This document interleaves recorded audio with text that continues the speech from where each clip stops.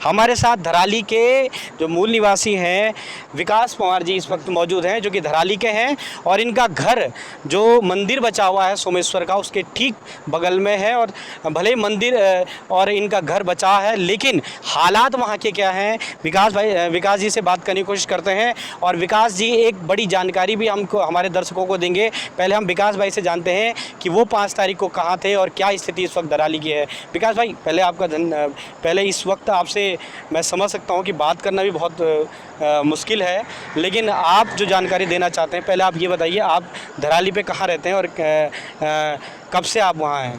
Sir नमस्कार, मैं विकास Kumar. Sir मैं धराली जो सोमेश्वर देवता का प्रांगण है, जो मंदिर है, उसके जस्ट ऊपर मेरा घर है। और ये फ्लड 5 तारीख को तकरीबन 1:25 पे ये आया था। ये सडनली इतना भयानक फ्लड हमने अपनी लाइफ में पहली बार देखा है। और ये जो फ्लड जहाँ से ये रन करता है सर, वहाँ पे एक पीक है, उस पीक का नाम माउंट सिरकंठ है, जो कि हमने 2022 में इसको क्लाइम करा था। तो उसके नीचे बहुत बड़ा ग्लेशियर है सर। ग्लेशियर में अंदर ही अंदर 3-4 झीलें जो बनी हुई थी, वो झीलें मेरे ख्याल से वेदर कंडीशन बैड थी, वो आपस में टकराई, जिससे ये फ्लड रन हुआ नीचे। तो मेरा पूरा गांव क्षतिग्रस्त हो चुका है।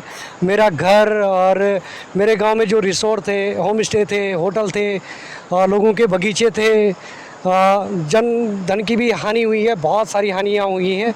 हमारे पशु वगैरह सारे क्षतिग्रस्त हो गए हैं पूरी तरीके से, मतलब सारा मलबे में समा गया है। आपने कहा कि 2022 में आपने श्रीकंठ पीक जो है वो उसको आपने क्लाइम करा था। उस समय आपने वहाँ पे कोई स्थिति देखी थी? वहाँ पर क्या देखा था आपने? सर उस समय उस टाइम पे जो मेडोज़ एरिया आता है श्रीकंठ के जस्ट नीचे, जिसको हम बेस कैंप कहते हैं, वहाँ पे सर एक बहुत बड़ा एक स्लाइड हो रखा था, मतलब वो उस पर कटाव पड़ा हुआ था, बहुत भयानक गहरी एक दरारें थी। वो दरारें मेरे ख्याल से अभी जब ये ग्लेशियर टूटा होगा तो वो उस पर टकराई, जिससे कि ये फ्लड बना, जिसके साथ बड़े बड़े बोल्डर्स, जितने भी पेड़ पौधे जो भी रन करना था, वो सारा नीचे आ चुका है और पूरी तरीके से मतलब क्षतिग्रस्त हो चुका है पूरा। उस समय आपने देखा था, उस चीज़ को आइडेंटिफाई किया था, तो क्या आपने लोगों को बताया था उस समय कि ये कभी खतरनाक हो सकता है भविष्य में? ये चीज़ें मैंने बहुत सारे लोगों को बताया था कि ऊपर वहाँ पे जो हमारा मेडोज़ एरिया है, जिसको हम डांडा बोलते हैं, वहाँ पे बहुत भयानक दरारें पड़ी हुई है। मैंने कई सारे लोगों को बोला, फिर भी ये चीज़ें सारी नज़रअंदाज रही ये चीज़ें। और अब इसका हाँ जी। अच्छा, एक चीज़ बताइए, आप धराली के हैं, इस समय स्थिति क्या है और आप 5 तारीख को कहाँ थे? सर मैं 5 तारीख को वहीं था और मैं उससे ऊपर गया था, बैरगा करके एक जगह है, वहाँ पे हम रुके थे। मेरे अभी जो गांव के जो लोग हैं, वो सारे लोग बिल्कुल फिजिकली मेंटली हर चीज़ें से वो क्षतिग्रस्त हो चुके हैं। उस दिन हम बहुत सारे लोग बैरगा गए थे और बहुत सारे लोगों को आईटीबीपी द्वारा कोपा में ले गया था और बहुत सारे लोगों को गंगोत्री धाम में रखा गया था। और वहाँ से हम 3 दिन बाद आए नीचे। अभी नीचे हमें मतलब सरकार द्वारा बहुत सारी चीज़ें दी जा रही है। इट मीन्स बोलने का मतलब ये कि चीज़ें मतलब खाने का सामान दिया जा रहा है, लाइटें नहीं थी, बहुत सारी चीज़ें मिसिंग थी, तो अभी वो सारे स्विच ऑफ हो गए थे। नेटवर्क कनेक्टिविटी बिल्कुल। सवाल और आपसे पूछूंगा मैं, आपका रोजगार का साधन क्या था इससे पहले और अब आपके सामने क्या चुनौती है आगे? क्योंकि धराली को बसाने में बहुत समय लगेगा, धराली पहुंचने में ही पहले बहुत समय लग रहा है, तो बसाने में आप लगा सकते हैं कितना समय लगेगा? आगे आप लोगों के क्या है, अब आपका रोजगार कैसे लगा, आप करते क्या थे अभी तक? सर मेरी खुद की ट्रैकिंग एजेंसी है, अल्पाइन हाइकर करके। तो हम लोग सर वहाँ पे बहुत सारी चीज़ें हैं जो हम पर्यटकों को दिखाते थे।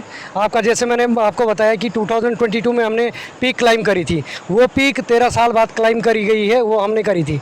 तो वहाँ पे हमारा एज अ टूरिस्ट अगर वहाँ पे आता है तो उसको हम श्रीकंठ बुग्याल लेके जाते थे, मतलब झिंडा बुग्याल जो जिसको हम डांडा बोल रहे हैं, जहाँ से लैंडस्लाइड हुआ है। और 7 ताल ट्रैक हैं, बहुत सारी, मतलब वहाँ पे कई सारे बच्चे बेचारे, जो हम सारे लोग पीड़ित हैं उस चीज़ से।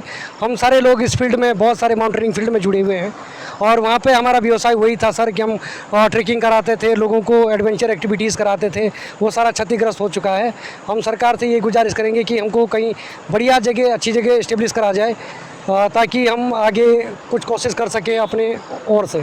बाकी सरकार से हम यही कहना चाहेंगे कि आप जितना हमारे लिए कर सकते हैं तो आप कीजिए, ताकि हमें आगे आने वाले समय में कोई तकलीफ़ नहीं होगी।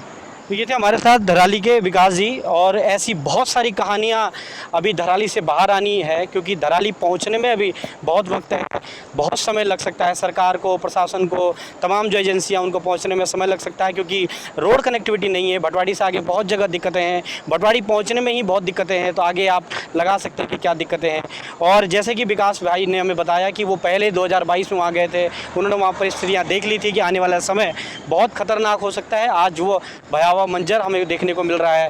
तो अब उनकी सरकार से ये उम्मीद है कि धराली को बसाया जाए, नए तरीके से बसाया जाए, और आने वाले समय में वो भी अपना रोजगार कर सकें। उत्तरकाशी से वन इंडिया के लिए कैमरा पर्सन अरुण परदेसी के साथ पवन Nautiyal. Subscribe to One India and never miss an update.